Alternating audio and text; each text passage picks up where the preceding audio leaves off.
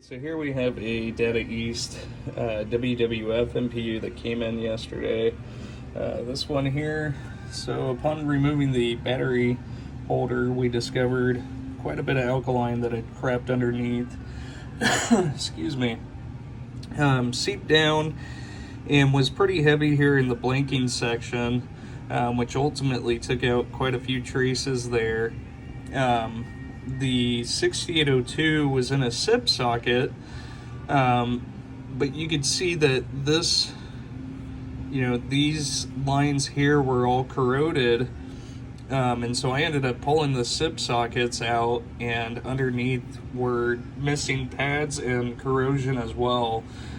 So I had to stitch a few traces here underneath the 6802, and we had one that ultimately ended up having to go onto the backside there.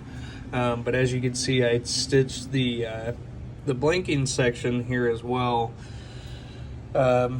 We've got new socket here for the 6802, socket for the RAM, which is MB RAM now, and new game ROM socket. I thought we were having an issue here with the 244, but it was actually just the misconnection there on the 6802 that I've ultimately fixed. Get a new power input header, get a 470 UF capacitor as well as a 47 UF capacitor, new reset generator, and new 4403 transistor there. We did have a coil that would not register, which wound up being a bad 4401 here in the solenoid section, and we'll go ahead and get this thing powered up. And by the way, I've got Simpsons ROMs in there, and I really need to redo my display harness. Those two wires especially have been giving me crap for at least a month now.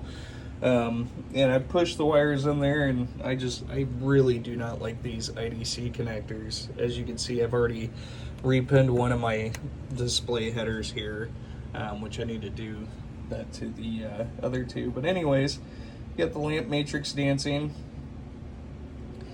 and no coils that are locked on there. And I will go ahead and get this thing into test. And so I don't have a soundboard here, so we won't be able to test these sounds, but we can go through everything else. And great thing is, with having the Simpsons ROMs, they actually test all of the outputs there versus what most of the DMD games do not. So ultimately you get a more thorough test with Simpsons ROMs. And going through diagonally through the switch matrix, all 64 switches are reporting and none are active, which is good. Get all lamps dancing here into all the rows and all the columns, and moving over into the single lamps, but we're not going to go through all those. Go through the flashers here,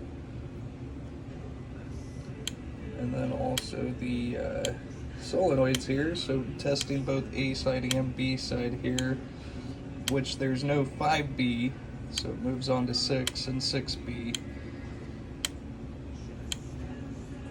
And into the other 8, or I should say 7. And into the special solenoids here. And these are also switch controlled. And as you can see, all those are working correctly. And that is actually the end of the test there. And so like I said, I've got Simpsons ROMs installed here. What I'll do is I'll go ahead and get WWF ROM installed and get this powered back up and show you that it's booting with that. Right, so we've got WWF installed here on the board now, and obviously we're not going to get what we're supposed to see here on the displays, but if we wait just a few seconds here, we will see the solenoids will start to do something, and then we'll see the lamp matrix kick on here.